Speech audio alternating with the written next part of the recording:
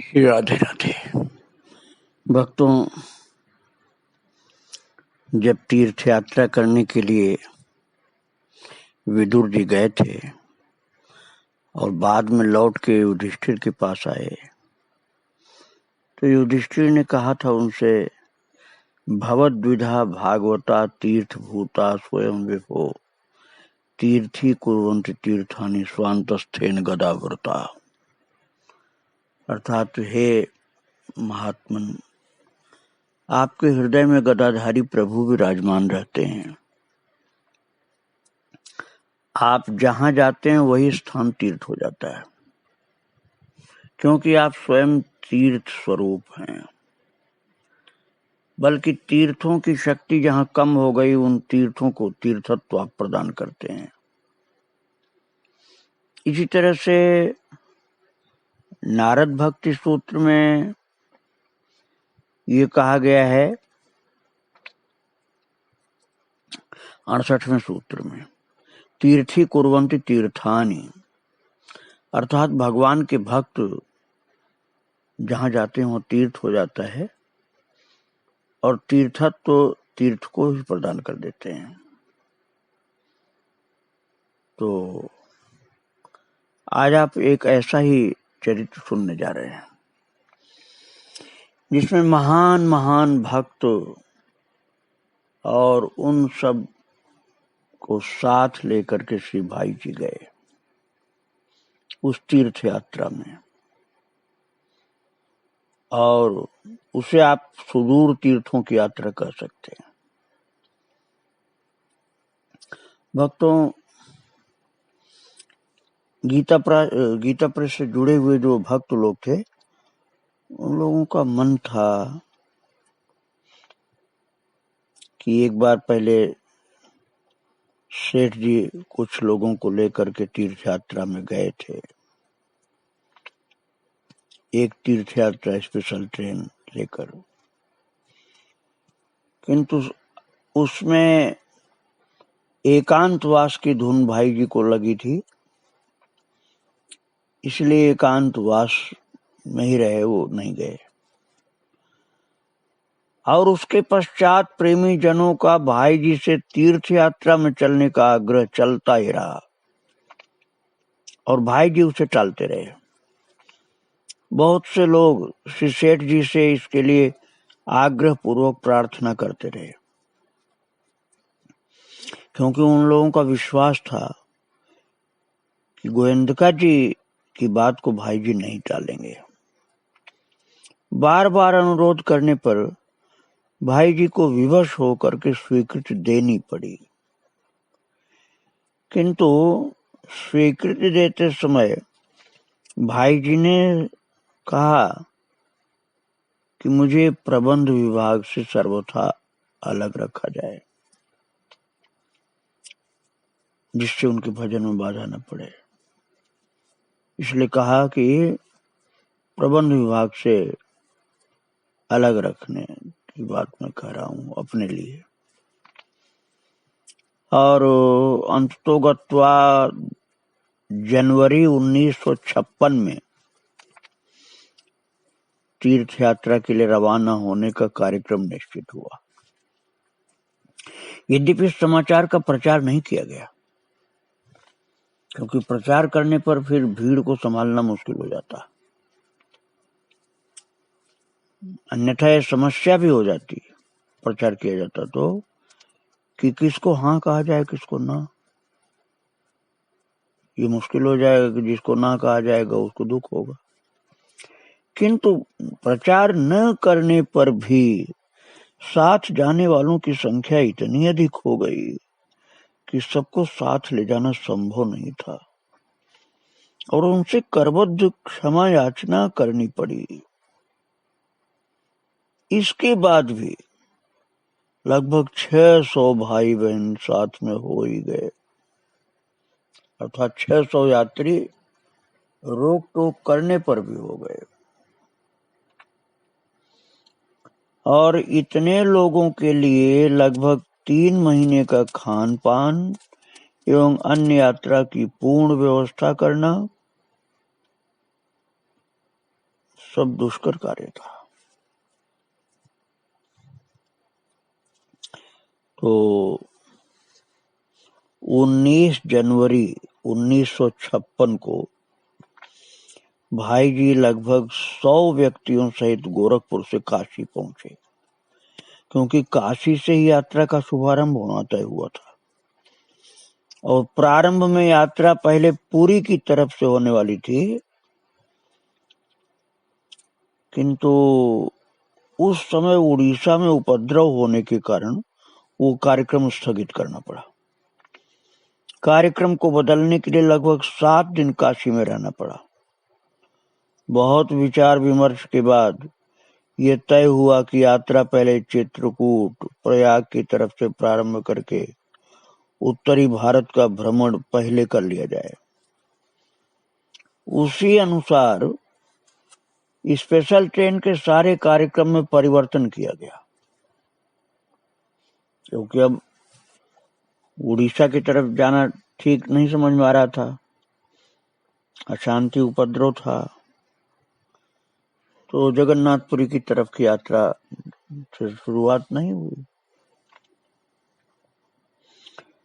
तो सारे कार्यक्रम में परिवर्तन किया गया और 26 जनवरी 1956 को श्री सेठ जी लगभग 225 से 250 तीर्थ यात्रा करने वालों के साथ कलकत्ता से काशी पधारे। इधर गोरखपुर से भाई जी यात्रियों को लेकर आए और कलकत्ता से सेठ जी लेके आए। सब लोग काशी में इकट्ठा हुए और साथ जाने वाले सभी यात्रियों को एकत्रित करके श्री सेठ जी, भाई जी एवं श्री राम सुखदास जी महाराज ने यात्रा में ध्यान रखने योग्य महत्वपूर्ण बातें बतलाई। इसमें बताने वालों में सेठ जी, भाई जी, राम सुखदास जी सब लोग थे। काशी के मुख्य पंडितों द्वारा श्री गणपति तथा अन्य देवताओं का विधि पूर्वक पूजन किया गया, वेद मंत्रों के द्वारा, गणेश जी का और सभी देवताओं का। और भगवान नाम के जय घोष के साथ यात्रा 27 जनवरी 1956 को प्रारंभ हुई। दूसरे दिन प्रातः ट्रेन करवी स्टेशन पर पहुंची, जो चित्रकूट का पुराना नाम स्टेशन का करवी था, अब तो चित्रकूट धाम नाम हो गया है। तो वहां श्री गोस्वामी जी के नेतृत्व में प्रातः काल की प्रार्थना एवं संकीर्तन हुए। भाई जी ने यात्रियों को पालन करने के आवश्यक नियम सुनाए। संपूर्ण यात्रा में यह क्रम रहा कि प्रातः काल जिस स्टेशन पर गाड़ी पहुंचती, वहीं प्लेटफार्म पर सब यात्री एकत्रित होकर गोस्वामी जी के नेतृत्व में प्रार्थना एवं संकीर्तन करते। फिर वहां उन्हें आसपास के दर्शनीय स्थानों की जानकारी दे दी जाती है। भक्तों, करवी से सब लोग बस द्वारा चित्रकूट पहुंचे और वहां 2 दिन रहे। संपूर्ण यात्रा का विवरण तो अब मैं कैसे आपको सुनाऊं, थोड़ा आपको परिचय के रूप में बतला रहा हूं। प्रयाग में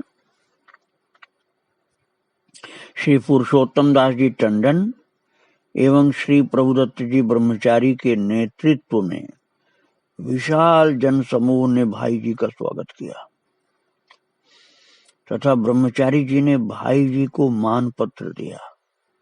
प्रभुदत्त ब्रह्मचारी जी ने अयोध्या में स्टेशन पर प्रार्थना, संकीर्तन एवं प्रवचन के पश्चात सभी यात्री पैदल ही कीर्तन करते हुए स्टेशन से सरयू जी के लिए नए घाट तक स्नान करने गए।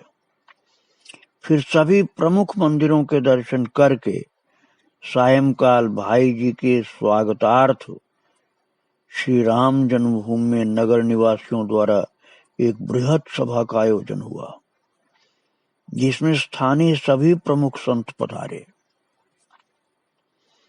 भाई जी जब इंदौर पहुंचे तो उन्हें बताया गया कि सीताराम दास ओंकार नाथ जी महाराज उस समय ओंकारेश्वर तीर्थ के आश्रम में रहकर गंभीर योग और तप में निरत हैं। तो भाई जी कुछ लोगों के साथ उनके आश्रम में गए।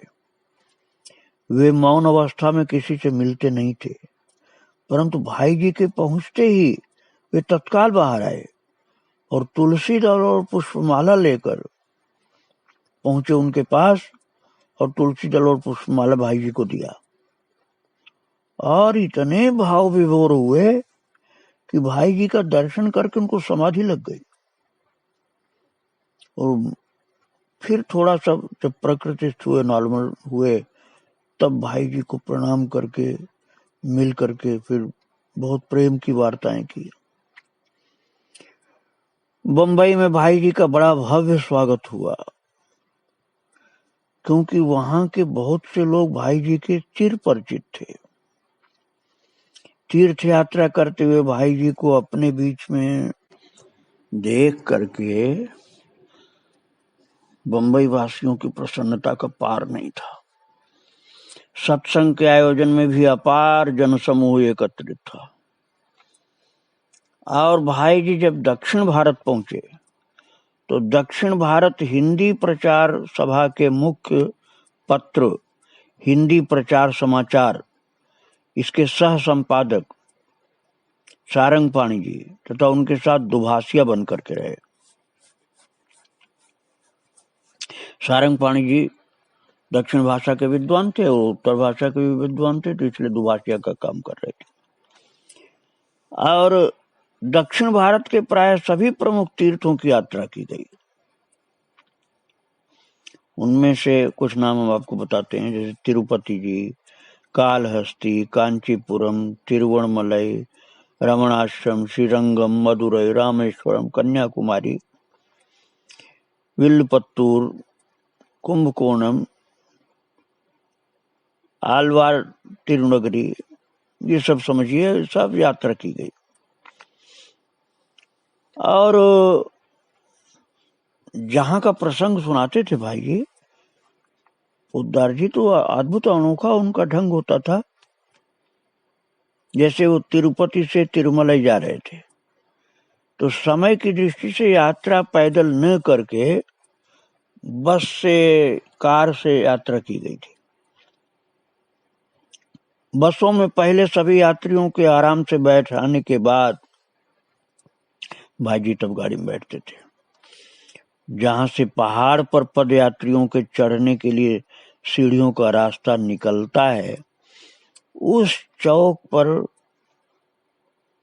पहुंचते ही सब गाड़ियों को रोक दिया गया एवं सभी यात्री उतर गए। और भक्तिमय भावुकता के साथ भाई जी ने यात्रियों को समझाया, वहां की विशेषता बतलाया और कहा कि यहाँ की विशेषता ये है कि यहाँ भगवान के अर्चावतार के समान ही उनका विभवावतार भी महत्वपूर्ण एवं पूज्य माना जाता है। ये श्री शैल जो वास्तव में 7 पहाड़ियों का समूह है, एक समूह है, आदि शेष का स्वरूप माना जाता है। यहाँ भगवान को शेष शैल शिरोमणि कहते हैं। और ये भी बताया कि श्री रामानुजाचार्य स्वामी ने इस पवित्र पर्वत पर पैर रखना, चढ़ना अनुचित समझा और इसलिए अपने घुटनों और हथेलियों पर कपड़े लपेटकर उन्हीं के बल चढ़ करके मंदिर पहुंचे थे।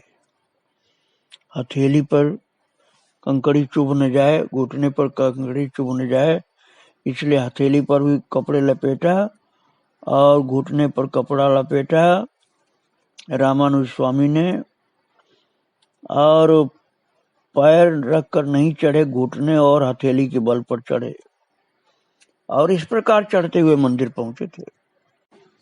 और भक्तों, ये बात बताते बताते श्री हनुमान प्रसाद पोद्दार जी बिल्कुल भाव विभोर हो गए। और भाव विभोर होकर बोले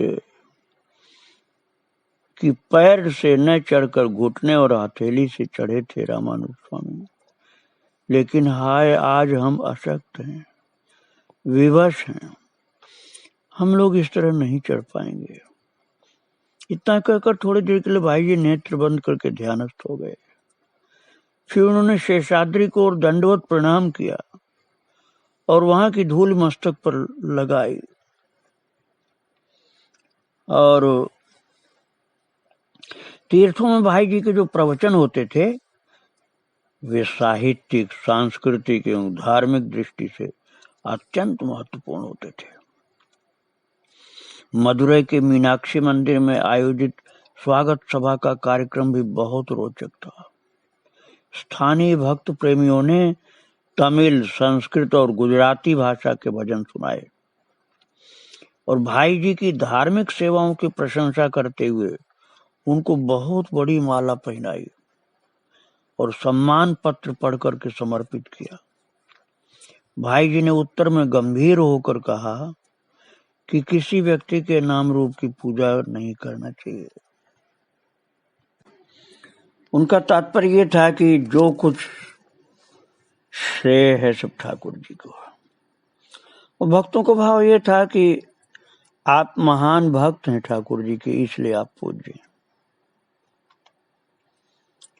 और भाई जी के अंदर दीनता प्रकट हो रही थी क्योंकि वो भक्त थे, सच्चे भक्त, महान भक्त थे, इसलिए दीनता प्रकट हो रही थी कि मेरी पूजा आप मत करिए, ठाकुर जी की करिए।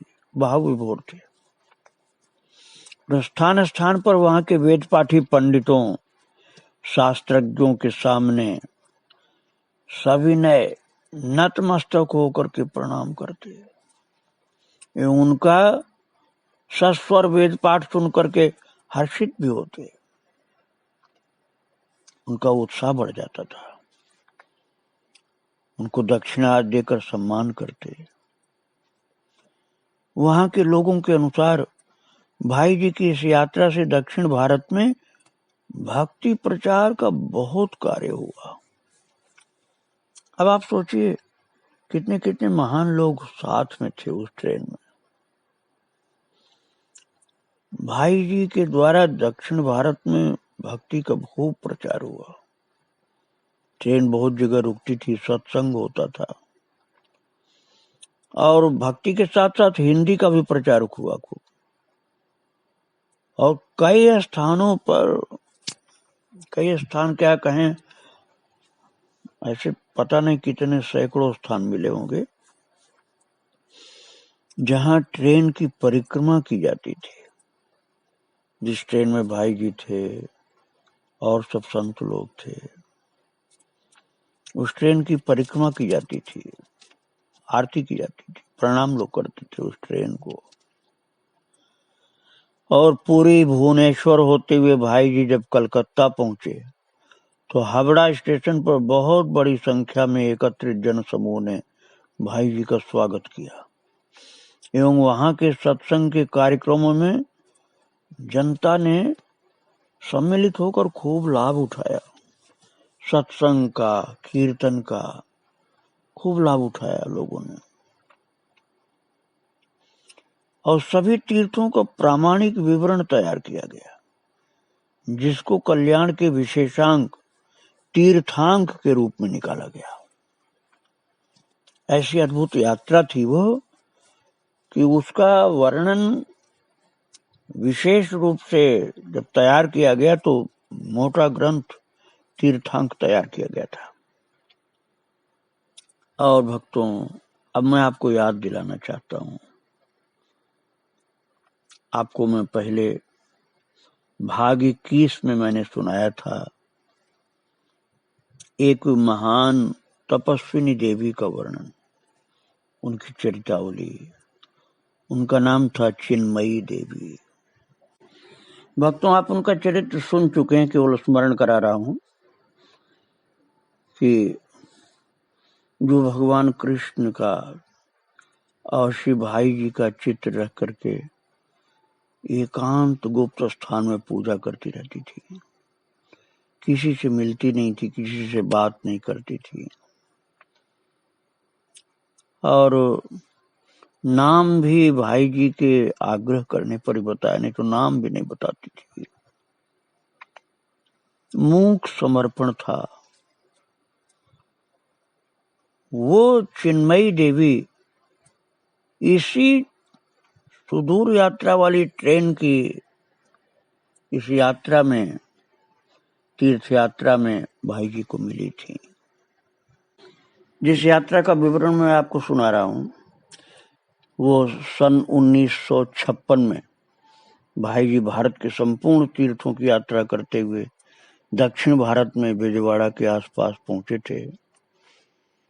तो वहीं एक परिचित प्रतिष्ठित वकील के घर जब गए थे, तब उन्होंने बताया था कि उनके पड़ोस में एक प्रौढ़ महिला दिन रात एकांत में भजन करती है, दैवी संपदाओं से भरी हुई है और पूजा पाठ से अलग ही नहीं होती हैं।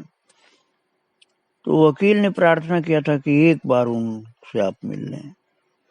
तो उनके आग्रह के कारण भाई जी उनसे मिलने गए थे, चिन्मयी देवी से, जिनका चरित्र मैं आपको सुना चुका हूं पहले। तो इस यात्रा में वो मिली थी। अद्भुत व्यक्तित्व था, अद्भुत भक्ति थी भाई जी की, कि जो कोई उनसे मिलता था, इस प्रकार से दर्शन करता था, उसका कल्याण हो जाता था भक्तों। राधा बाबा तो कहते थे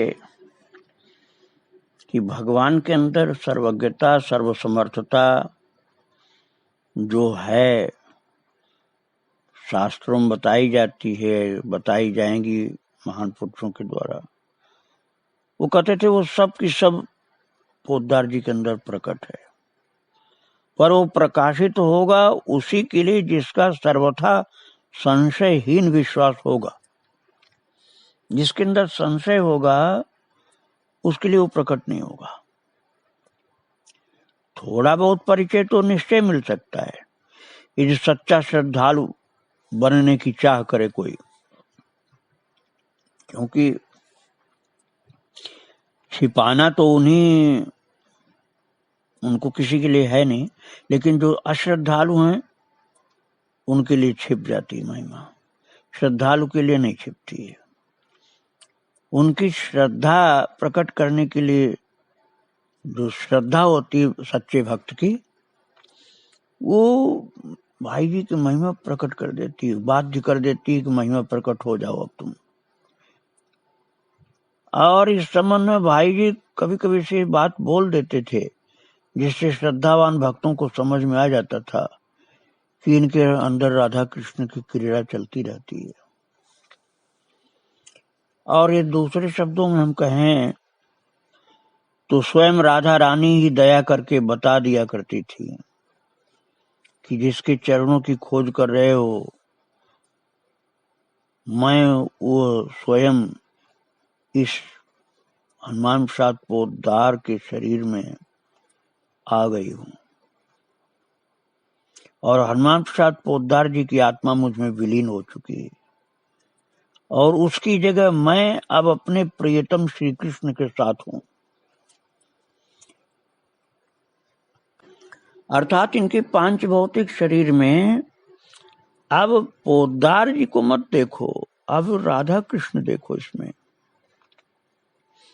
राधा रानी के पास जाना चाहते हो तो तुम 3 साल से उनके पास हो, केवल 5 भौतिक पर्दा है, ऐसा महसूस होता था राधा बाबा को कि एक ये विचित्र अवतार प्रभु ने धारण किया इनके शरीर को लेकर के कृपा करने के लिए। जैसे भगवान ने डोरी खुद यशोदा मैया को दिया था अपने बांधने के लिए, ऐसे खुद ही बंध गए हैं, भक्त का आश्रय लेकर के लीला कर रहे हैं।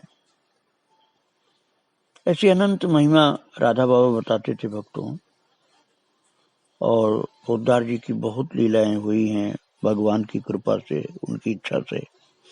उनको आगे मैं आपको फिर सुनाऊंगा। अभी मैं आज यहीं प्रणाम करके विराम दे रहा हूँ। श्री राधे राधे, जय श्री राधे।